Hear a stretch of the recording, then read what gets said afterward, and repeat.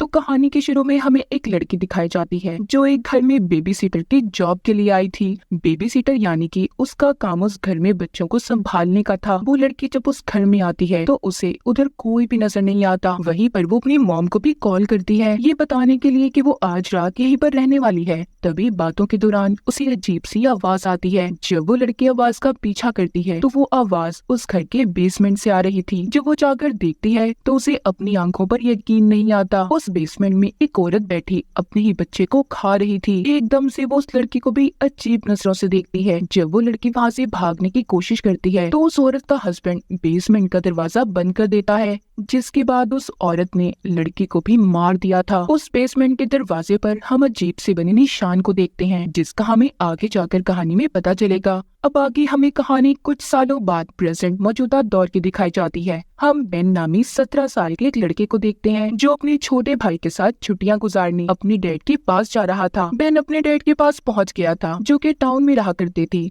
शाम को दोनों बैठकर जब खाना खा रही थी तो यहाँ पर हमें पता चलता है कि बेन के मॉम डैड का डाइवोर्स होने वाला था, जिससे बेन बिल्कुल भी खुश नहीं था कि उसके मॉम डैड अलग हो जाएं। बेन के डैड बंदरगाह पर काम किया करते थे, इसलिए अगले दिन वो उसे अपने साथ काम पर ले जाते हैं। बेन के डैड के घर के पास ही एक और घर था जहाँ पर एक फैमिली छुट्टियां गुजारने आई हुई थी। उस फैमिली में हस्बैंड वाइफ और उनके 2 बेटे थे। बेन जब उस फैमिली के बारे में अपने डैड से पूछता है तो वो बताते हैं कि शायद वो फैमिली कुछ दिन के लिए यहाँ पर रहने आई हुई है। उधर बंदरगाह पर बेन की कुछ लड़कों से बहस हो जाती है। जब वो उनसे बात कर रहा था तो तभी यहाँ पर बेन के पास एक लड़की आती है जिसका नाम मैलरी था। वो भी यहीं पर काम किया करती थी। फिर हमें यहीं पर पास ही जंगल का सीन दिखाया जाता है जहाँ पर एबी नाम की औरत अपने बेटे के साथ घूम रही थी। दरअसल एबी की फैमिली ही बेन के डैड के घर के पास रहने आई थी। ये जंगल में हाइकिंग कर रही थी, मगर यहाँ पर एबी से उसका बेटा बिछड़ जाता है। वो कहीं पर गुम हो गया था। तभी उसके बेटे को एक अजीब सा दरख्त दिखाई देता है। उस दरख्त के पास एक बहुत बड़ी सुरंग थी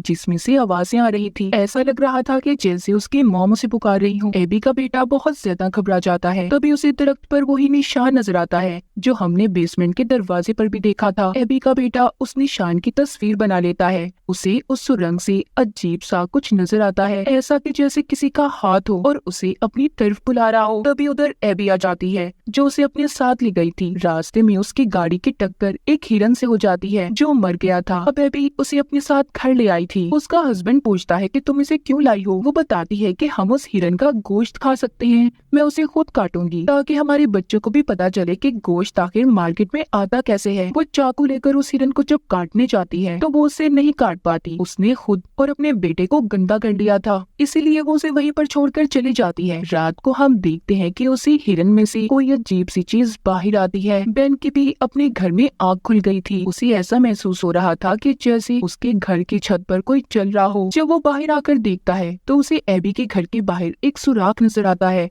ऐसा लग रहा था कि जैसे कोई जानवर हो। तभी एबी का हस्बैंड भी जाग गया था। वो बेन से पूछता है कि क्या हुआ, सो जाओ जाकर, परेशान मत हो, कोई जानवर होगा। तभी हम बेन के पीछे अजीब सी चीज को देखते हैं जो उसी को देख रही थी। अगली सुबह जो सुराग रात में बेन ने देखा था उसके पास एबी का बेटा खड़ा था। बेन जाते हुए उसे कहता है देखो यहाँ से दूर हट जाओ। उसे ऐसा लग रहा था कि शायद कोई जानवर उधर छुप कर बैठा होगा। उसी दिन एबी जब अपने छोटे बेटे को गोद में लेकर घर से बाहर आती है तो देखती है उनके घर के आसपास के फूल मुरझा गए हैं। मानो ऐसा लग रहा था कि उसके घर के बेसमेंट से छुपकर कोई उन्हें देख रहा हो। दोपहर को बेन जब समुद्र के किनारे जाता है तो उधर उसे एबी का बेटा मिलता है जो कश्ती में लेटा सो रहा था। बेन उसे जगाकर पूछता है कि तुम यहाँ पर क्या कर रहे हो। वो कहता है मैं यहाँ अपने डैड का इंतजार कर रहा था जो मुझे आज किश्ती पर घुमाने वाले थे। बेन ये सुनकर कहता है अच्छा मेरी बात सुनो, मैं तुम्हें ढेर सारी कैंडीज दूंगा, मगर उसके बदले तुमने मुझे आकर ये बताना है कि अगर तुम्हें अपने घर के आसपास कुछ गलत लगे तो मुझे आकर बताओगे, क्योंकि उस रात से बेन डरा हुआ था। इन्हीं दिनों बेन के डैड एक लड़की को भी पसंद करते थे जिससे वो बेन को मिलवाना चाहते थे, मगर बेन उस लड़की को मिलना नहीं चाहता था क्योंकि उसे ऐसा लगता था कि उसी की वजह से उसके मॉम डैड अलग हो रही हैं। इसीलिए वो अपने डैड को बिना बताए उसी दिन मैलरी के साथ उसके दोस्तों की पार्टी में चला जाता है जहाँ पर वो खूब शराब पीता है और मौज मस्ती करता है। मगर उधर भी पार्टी में मैलोरी के दोस्त उसके साथ गलत करते हैं जिस पर उसे गुस्सा आ गया था। अब रात को एबी के घर पर मॉनिटर स्क्रीन पर दिखाया जाता है कि उसका छोटा बेटा झूले में सो रहा है। उस झूले के पास एक अजीब सी चीज थी जिसकी सिर्फ आंखें चमक रही थी। अचानक से एबी के बेटे का खिलौना नीचे गिर जाता है। इसी शोर से एबी भी जाग गई थी। जब वो अपने बेटे के कमरे में जाकर देखती है तो हैरान हो जाती है। झूले में उसका बच्चा नहीं था, वहाँ पर सिर्फ लकड़ियाँ पड़ी थी। तभी अचानक से दो हाथ नीचे से निकलकर एबी को अपनी तरफ खींच लेते हैं। रात को बेन जब अपने घर वापस जा रहा था तो जंगल की तरफ जाती एबी को देखता है जिसकी गोद में उसका बच्चा था। इससे पहले वो उसे रोक पाता उधर उसकी डैड आ जाते हैं जो उस पर गुस्सा हो रहे थे क्योंकि आज रात उन्होंने उस लड़की के साथ बेन का डिनर रखा था जिसको वो पसंद करते थे। यहाँ पर बेन अपने डैड से कहता है, मैं उससे नहीं मिलना चाहता डैड, उस औरत की वजह से आप मेरी मॉम को छोड़ रहे हैं। ये बातें उस औरत ने भी सुन ली थी क्योंकि अभी भी वो बेन के डैड के साथ ही थी और अपने बारे में ऐसा सुनकर गुस्से में वहाँ से चली जाती है। अगली सुबह एबी को दिखाया जाता है जो कुछ अजीब सी हरकतें कर रही थी, मगर उसके हस्बैंड और बच्चों को उस पर जरा शक नहीं होता। उसके हस्बैंड को आज किसी काम के सिलसिले में घर से बाहर जाना था। एबी का बड़ा बेटा जब उसके कमरे में आता है तो अपनी मॉम को बिना कपड़ों के बहुत ही अजीब हालत में देखता है, जिसे देखकर वो डर गया था। बेन जब रात को अपने घर आता है तो उसके कमरे का दरवाजा खुला हुआ था। उधर ही एबी का बेटा भी था जो डरकर छुप गया था और सहमा हुआ था। वो बेन से कहता है, मुझे अपने घर नहीं जाना और उसे प्लीज अंदर आने मत देना। दरअसल वो एबी यानी कि अपनी मॉम के बारे में बात कर रहा था। इतने में एबी भी बेन के घर पर आ गई थी जो अपने बेटे को लेने आई थी। बेन उससे झूठ बोल देता है कि उसका बेटा यहाँ पर नहीं है। उसे ऐसा लग रहा था कि शायद एबी अपने बेटे को मारती होगी। अब एबी जबरदस्ती बेन के घर आने लगती है क्योंकि वो जानती थी कि उसका बेटा यहीं पर है। तभी उसका हस्बैंड भी उधर आ जाता है। एबी का बेटा जब अपने डैड की आवाज को सुनता है तो वो बाहर आ गया था और अपने डैड से कहता है, चले डैड अपने घर चले। बेन को अब इन पर शक होने लगा था। वो सोचता है कि इनकी फैमिली में कुछ तो गड़बड़ जरूर है, इसीलिए वो उन पर नजर रखना शुरू कर देता है। मगर उसे कुछ भी अजीब नहीं लगता क्योंकि एबी अपने हस्बैंड के साथ कमरे में थी। तभी हम देखते हैं उसके जिस्म पर अजीब से निशान थे और उसकी हड्डियों में भी आवाज थी। ऐसा लग रहा था कि जैसे एबी पोजेस्ड, उसे किसी ने कंट्रोल कर लिया हो या फिर वो एबी थी ही नहीं। अगले दिन समंदर के किनारे बेन एबी के बेटे का इंतजार करता है ताकि वो उसे जान सके कि आखिर उनके घर में चल क्या रहा है। मगर उस दिन एबी का बेटा उधर नहीं आता, इसीलिए वो उसके बारे में पता करने बेन खुद उसके घर जाता है। जब वो उसके डैड से उसके बारे में पूछता है तो हैरानी और ताज्जुब की बात ये थी, उसके डैड को अपने बेटे के बारे में पता ही नहीं था। वो कहते हैं, तुम किसकी बात कर रहे हो? उन्हें देखकर ऐसा लग रहा था कि मानो उन्हें याद ही ना हो कि उनके बच्चे भी हैं। वो सब कुछ भूल चुके थे। बेन को ये सुनकर सब बातें काफी अजीब लगती हैं। जब वो वापस अपने घर जा रहा था तो जाते हुए उसे वही अजीब निशान दिखता है जो एबी के बेटे ने जंगल में देखा था। और हमने कहानी के शुरू में वो उस निशान की तस्वीर बना लेता है और जाकर इंटरनेट पर सर्च करता है। सभी बातों को सामने रखकर उसे एक डीमन के बारे में पता चलता है, एक खौफनाक चुड़ैल जो जंगलों में दरख्तों की जड़ों में रहती है और वो इंसान के जिस्म को कपड़ों की तरह इस्तेमाल करती है, यानी कि वो इंसान के अंदर दाखिल हो सकती है। बाहर से इंसान वो ही नजर आएगा मगर अंदर वो चुड़ैल होगी। उसमें ऐसी ताकतें भी थी कि वो इंसान के दिमाग को कंट्रोल कर लेती थी और बच्चों का खून भी पीती। ऐसे बच्चों का जिनके माँ बाप उन्हें भूल जाते, यानी कि पहले वो चुड़ैल उन बच्चों के माँ बाप को पोजेस्ड अपने कंट्रोल में करती और फिर उनके बच्चों को अपने साथ ले जाती थी। मतलब उस चुड़ैल ने एबी के हस्बैंड के दिमाग को कंट्रोल कर लिया था और एबी मर चुकी थी। असल में जो एबी बनकर घूम रही थी वो एबी नहीं, वो डीमन चुड़ैल थी। उस चुड़ैल ने एबी की स्किन जिल्द पहनी हुई थी और एबी के दोनों बच्चों को खा चुकी थी। खैर ये सारी बातें जानने के बाद बेन काफी हैरान था।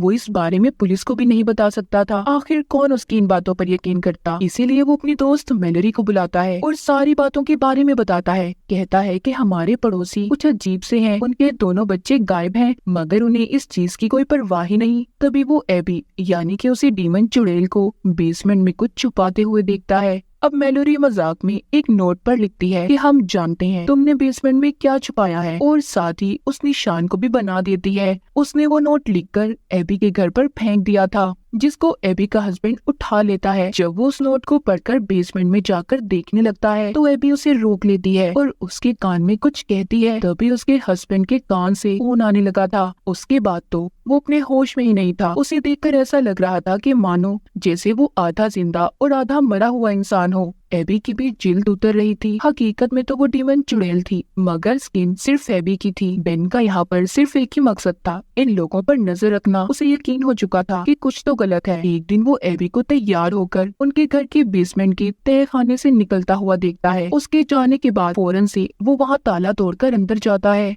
अंदर अजीब सा मंजर था, लकड़ियां जमा करके कुछ बनाया गया था। उधर एक जानवर की खोपड़ी भी थी। ऐसा लग रहा था कि जैसे इधर कोई काला जादू किया हो। वहाँ पर उसे कुछ तस्वीरें भी मिलती हैं, जिसमें एबी की फैमिली की भी थी। उनके चेहरों पर क्रॉस के निशान लगाए गए थे। उधर ही मैलोरी और बेन की फैमिली की भी तस्वीरें थी। वो ये देखकर जल्दी से अब मैलोरी को बताने की कोशिश करता है, क्योंकि उस डीमन चुड़ैल का अगला शिकार उसकी फैमिली थी। मैलोरी की फैमिली में उसकी छोटी बहन थी, जिसका वो चुड़ैल अब खून पीना चाहती थी। बेन जल्दी से उसे बचाने चाहता है, मगर उसे पहुंचने में देर हो गई थी। डीमन चुड़ैल मैलोरी को अपनी सुरंग में ले गई थी। बेन उसका हाथ भी पकड़ता है, जो मदद के लिए पुकार रही थी। वो उसे बचाने की बहुत कोशिश करता है, मगर जैसे ही वो उसका हाथ पकड़कर बाहर निकालने लगता है, तभी उसका पाँव फिसल गया था, जिस वजह से उसका सर एक पत्थर से लगता है और वो वहीं पर बेहोश हो जाता है। जब बेन को होश आता है तो वो देखता है अब तक शाम हो गई थी। जैसे ही वो घर जाता है तो उधर घर में पुलिस आई हुई थी, जो उसका इंतजार कर रही थी। दरअसल उसके खिलाफ एबी ने रिपोर्ट करवाई थी कि वो उसके घर पर नजर रखता है, मगर ये सारी बातों को उसके डैड ने संभाल लिया था। बेन अपने डैड से कहता है कि डैड, मेरा यकीन करें, हमारे साथ में जो लोग रहते हैं, उस औरत ने अपने बच्चों के साथ कुछ तो जरूर किया है।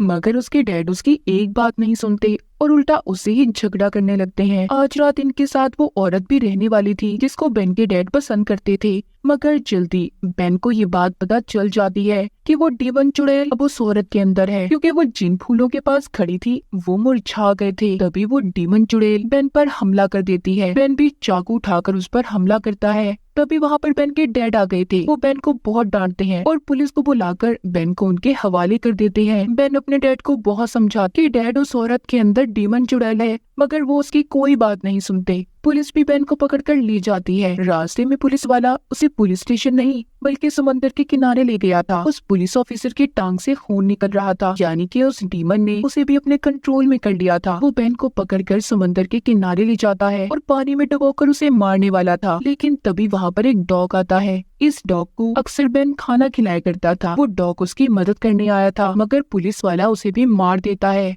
अब वो बेन को भी मारने वाला था, तभी न जाने उसे क्या हो जाता है, उसने खुद ही को गोली मार ली थी। उधर बेन के डैड को अब अपने बेटे की फिक्र हो रही थी। वो पुलिस स्टेशन जाकर उसे देखना चाहते थे, मगर वही औरत उन्हें रोकती है, जिसके अंदर डीमन शैतान था। वो बेन के डैड को बाहर जाने से रोक रही थी, मगर वो किसी तरह बाहर आ जाते हैं और एक बार एबी के घर के बेसमेंट में जाकर देखने लगते हैं। उधर वो देखते हैं एबी के हस्बैंड ने तो लटक कर पहले ही अपनी जान दे दी थी और एबी की लाश बिल्कुल खोखली थी। मतलब उस डीमन चुड़ैल ने पहले ही एबी के जिस्म को इस्तेमाल कर लिया था। ये सब देखकर बेन के डैड के रोंगटे खड़े हो जाते हैं। वो बहुत ज्यादा डर गए थे। तभी पीछे से वही डीमन चुड़ैल आ जाती है, जो बेन के डैड का गला दबाकर उन्हें मारना चाहती थी। तभी पीछे से बेन भी आ गया था, जो उस औरत को गोली मार देता है। वो अपने डैड को लेकर वहाँ से भागने लगता है। अब वो डीमन चुड़ैल भी अपने असली रूप में आ गई थी, मगर उसे असली दुनिया में किसी न किसी का जिस्म चाहिए था, इसीलिए वो जंगल की तरफ भागती है। उस बेसमेंट में आग लग गई थी। सभी वो तस्वीरें जल जाती हैं, जिसमें क्रॉस लगे हुए थे। तभी यहाँ पर बेन को याद आता है कि उसका तो एक छोटा भाई भी था, जो उसके साथ यहाँ पर आया था, जिसको हमने कहानी के शुरू में देखा था। ये सब बातें जैसे ही उसे याद आती हैं, वो जल्दी से उस जगह पर जाता है जहाँ पर डीमन चुड़ैल रहा करती थी। उसके साथ मैलोरी भी थी। बेन उस सुरंग के अंदर जाता है जहाँ पर जड़ों का जाल था। वो बाहर मैलोरी से कहता है, अगर मैं 10 मिनट के अंदर अंदर वापस ना आया तो तुम इस सारी जगह को आग लगा देना। बेन अब उस सुरंग में जाता है जहाँ पर पहले उसे अपना भाई मिलता है और फिर मैलोरी की बहन। जब वो उन्हें बचा रहा था तो डीमन चुड़ैल उस पर हमला करती है। बेन उन्हें बचाकर किसी न किसी तरह बाहर ले आया था, जिसके बाद मैलोरी और बेन मिलकर उस जगह को आग लगा देते हैं। मैलोरी वापस जाते हुए उस जगह को देखती है। अब बेन भी वापस यहाँ से अपने घर जाने के लिए तैयार था। आखिरी बार वो मैलोरी से मिलता है, जो उसे एक फूल देती है। बेन जब अपने मॉम डैड के साथ गाड़ी में जा रहा था तो वो जब उस फूल को गौर से देखता है तो वो फूल असल नहीं बल्कि नकली था। इसका मतलब